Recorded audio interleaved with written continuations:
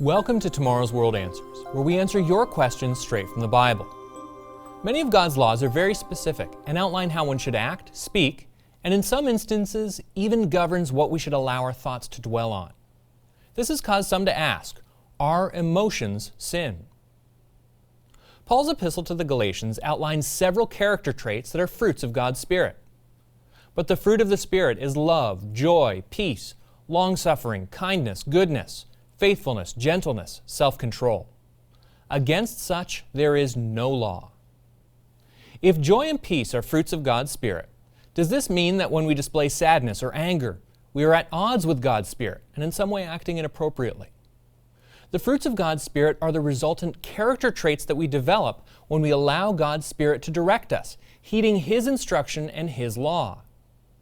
The sense of joy mentioned here does not mean that one is in a perpetual state of unimaginable bliss and nothing could ever cause even a moment of sadness. Rather, it is speaking of an overall outlook and sense of understanding that while we may go through difficult times, the end result will be a joyous one. Writing in the book of Ecclesiastes, wise King Solomon acknowledged that a wide range of emotions were appropriate under certain circumstances. For everything there is a season, a time for every purpose under heaven, a time to weep and a time to laugh, a time to mourn and a time to dance. One of the fruits of God's Spirit is self-control. Self-control, or discipline, is the ability to prevent our emotions from leading us to sin. Paul warned the Ephesians in verse 26 of Ephesians 4 about allowing their anger to lead them to sin. This does not mean that the very act of being irritated or angry with something is sinful, but that we must maintain composure and not allow ourselves to act on our emotions in a sinful way.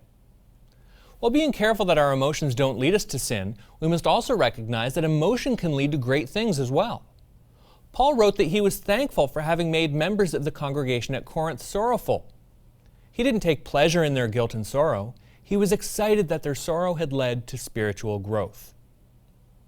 Now I rejoice, not that you were made sorry, but that your sorrow led to repentance. For observe this very thing, that you sorrowed in a godly manner. What diligence it produced in you, what clearing of yourselves, what indignation, what fear, what vehement desire, what zeal, what vindication. In all things you proved yourselves to be clear in this matter. Acting in righteousness and striving to live in accordance with God's laws does not mean that one becomes an emotionless robot. Rather, that we learn to exercise self-control, and rather than allowing emotion to control us, learn to channel that emotion to change and improve. To submit a question for the show, email us at twanswers@tomorrowsworld.org.